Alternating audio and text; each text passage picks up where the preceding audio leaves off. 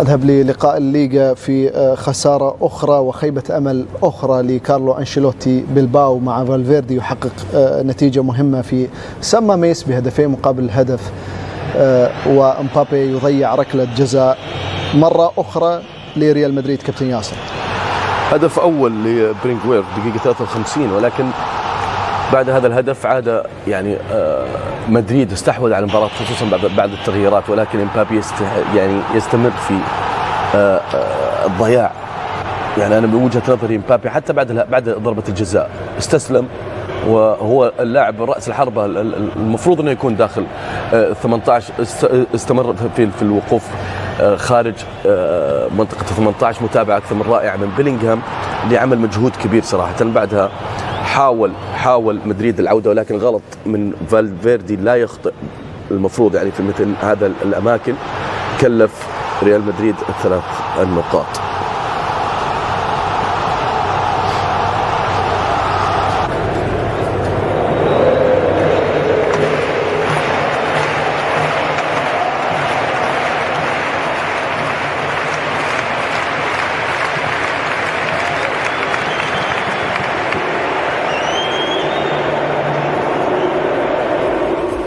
فرحة كبيرة في سان ماميس لجماهير بلباو. في المركز الرابع يستمر في فالفيردي 29 نقطة على بعد 3 نقاط من أتلتيكو مدريد. هنا في ماركا بوكاء، وأيضا سبب القدوم لإمبابي هو تسجيل أكثر من 30 هدف مع كارلو أنشيلوتي، يأتي من باريس سان جيرمان وهو يعتبر من أحد أفضل المهاجمين على مستوى العالم. وحتى الآن يبدو بأن المسار صعب للغاية لهذه الجوهرة الفرنسية. دعونا مشاهدينا الأعزاء أيضا نشاهد ترتيب الليغا بعد هذا اللقاء. بعد خسارة ريال مدريد حتى الآن منقوص من لقاء ريال مدريد 37 نقطة لبرشلونة، ريال مدريد 33، أتلتيكو مدريد 32، أتلتيك بلباو 29 نقطة، فياريال 26، ريال مايوركا 24، 23 نقطة لأوساسونا، 22 لجيرونا، 21 لريال سوسيداد، وريال بيتيس 20 نقطة. هذا بالنسبة للترتيب في الصفحة الأولى من جدول ترتيب الدوري الإسباني. أهلا بحضراتكم من جديد مشاهدينا الأعزاء. انتهى لقاء أرسنال ومانشستر يونايتد بانتصار مهم لأرسنال بهدفين دون مقابل بعد شوط أول سلبي النتيجة بين كلا الفريقين في أحد أبرز لقاءات البريمير ليج لهذه الجولة. واستطاع ميكيل أرتيتا المحافظة على الاستمرار في حصد النقاط ومشاركة أيضا تشيلسي، لكن تشيلسي تفوق من حيث مبدأ طبعا عدد الأهداف في جدول وسلم ترتيب الدوري الإنجليزي الممتاز. ما حدث في هذا اللقاء هو أمر مهم كابتن ياسر لأرسنال أن ينتصر بهذه النتيجة، هدفين دون مقابل. محاولة أموريم تبدو خجولة نوعا ما في عملية إضافة أي نقطة إيجابية أو أي عنصر إيجابي للفريق، لكن هذه هي الإمكانيات المتاحة لأموريم. وخسارة النقاط أمام أرسنال تعتبر يعني أمور طبيعية بالنسبة لمانشستر يونايتد. هو انتصار مستحق، 3 نقاط مستحقة بالنسبة للأرسنال، وبداية العودة إلى الملاحقة الحقيقية الآن في سلم المنافسة. ولكن من وجهة نظري من يتحمل الخسارة هو أموريم،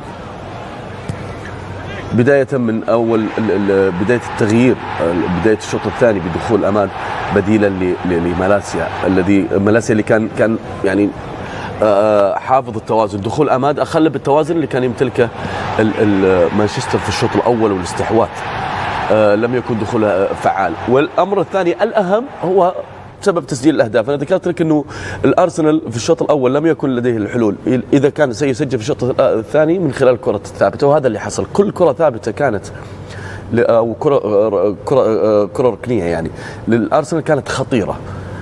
واستمر أموريم في الثبات على طريقة الدفاع الزون، دفاع المنطقة. دفاع المنطقة واضح جدا ما قام به الأرسنال، دائما الدفاع المنطقة لكسر هذا التكتل هو من الكتلة العددية والكثافة العددية في القائم الأول، وهذا معروف لدينا كلاعبين يعني حتى في كرة القدم. واستمر بالمشاهدة، كان من يعني الأولى والأجدر بل يقوم بتغيير هذا التكتيك والتحول إلى المان تو مان وترك الدفاع الزون، ولكنه استمر وكان من خلال أكثر. كل ركلة زاوية كانت خطرة بالنسبة للأرسنال، واستمر في هذا الأمر حتى التغييرات التي قام بها من بعد لم تكن أبدا، لم تضيف أي إضافة، بالعكس يعني خلت بتوازن الفريق، وكان الأرسنال أقرب إلى إضافة أو زيادة الغلة يعني من التسجيل. عموما 3 نقاط مستحقة من وجهة نظري للأرسنال.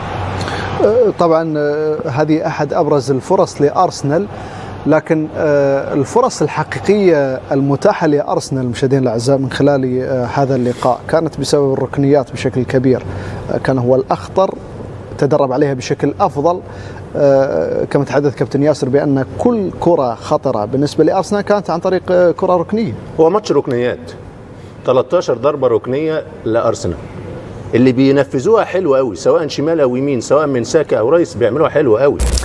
دعونا بعيدا عن لقاء أرسنال مانشستر يونايتد مشاهدين الأعزاء، نشاهد ما حدث في ملعب سان جيمس بارك في مدينة نيوكاسل، حيث 6 أهداف في هذا اللقاء، 3 أهداف لكل فريق، تعادل إيجابي بعد ما كان نيوكاسل متقدم في العديد من المرات. استطاع تعادل ليفربول في هذا اللقاء، ونيوكاسل تعادل مؤخرا في هذا اللقاء، وتميز من قبل إسحاق ومحمد صلاح. كابتن محمد إزاك سجل جول حلو قوي، رد عليه صلاح بصناعته للهدف الأول لجونز اللي جاي منطلق من وسط الملعب، صعب على بوب. المباراة حلوة، 6 أهداف ضرب نار، كل فريق يبحث عن ال3 نقاط والفوز. نيوكاسل ضد الكبار على هذا الملعب كسب أرسنال، تعادل مع السيتي، فأعتقد برضو من الأمور المهمة. جوردن رقص جوميز بالتليفون وحطها على في كلير هدف التقدم، وبعد كده صلاح بيرد في نفس الوقت بمهارة كبيرة بعد تغيير أرنولد ونزوله بيمين وحطها في زاوية صعبة على بوب. 2-2، وبعد كده هدف صلاح الثالث بالنسبة لليفربول اللي كان دايما مميز في داخل منطقة الجزاء، التعامل مميز معاه. نفس الوقت لف على طول بالشمال على الأرض، صعب على بوب. 3-2، وبعد كده ما قدرش ليفربول يحافظ على هذا التقدم. خطأ من كلير أحد نجوم الفريق في الفترة السابقة، فعملية تقدير الكرة، وفابيان شير حطها في زاوية صعبة، من زاوية صعبة للتغيير الثالث. إنما دي نقطة المباراة. الحكم هل هو صفر بعد ما بوب طلع الكرة، ولا بوب أول ما لعبها لإيزاك؟ لا خلص الوقت كده، سواء كده أو كده كان لازم يستنى للفرصة. لا خلاص، وجهة نظري. لا وجهة نظرك أيوة على الرسم وفوق بس.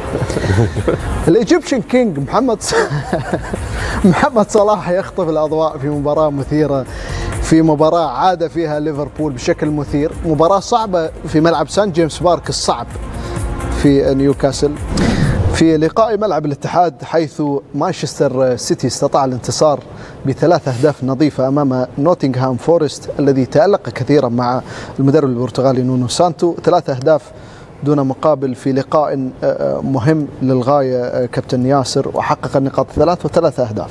فعلا هو لقاء مهم، قد يكون يعني الرابح الأكبر مع الأرسنال في مباريات اليوم هو وتشيلسي كذلك، ولكن بالنسبة هذا فوز معنوي أكثر من كونه يعني مجرد 3 نقاط، يعني عودة الثقة لبيب، للجماهير، للاعبين كذلك. 3 نقاط أمام فريق ليس بالسهل، يعني هذا هدف متابعة من سيلفا، هدف في بداية المباراة أعطى مانشستر أكثر أريحية وأكثر ثقة.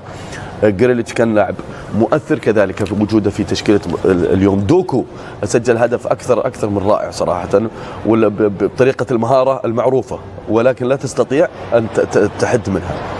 يعني دي بروين وجوده لاعب الخبرة، اللاعب الخبير، اللاعب الذي يضيف دائما متى ما تواجد في دقائق المباراة. دوكو أرجع وأقول لك نفس الطريقة، هو معروف تماما بطريقة التمويه، ولكن من الصعب أن تستطيع أن صد هذا اللاعب، مثل مهارات روبن الهولندي، معروف أنه حياخذك على الشمال يعني، ولا تقدر يعني تقطع بالكرة. هنا من تيليغراف، دي بروين ينهي الإحباط وسلسلة عدم فوز مانشستر سيتي. اللاعب البلجيكي يذكر الجميع بمدى الجودة العالية التي يمتلكها مع فريق بيب غوارديولا. وصلنا للختام. نشكر محللي بي ان سبورتس، نجوم الكرة العربية، كابتن محمد ابو تريكة، كابتن ياسر القحطاني، شكرا جزيلا لكم. شكرا. شكرا مشاهدينا على المتابعة. تحية من فريق العمل هنا في بي ان سبورتس. تصبحون على خير والى اللقاء. شكرا يا مخاطرة.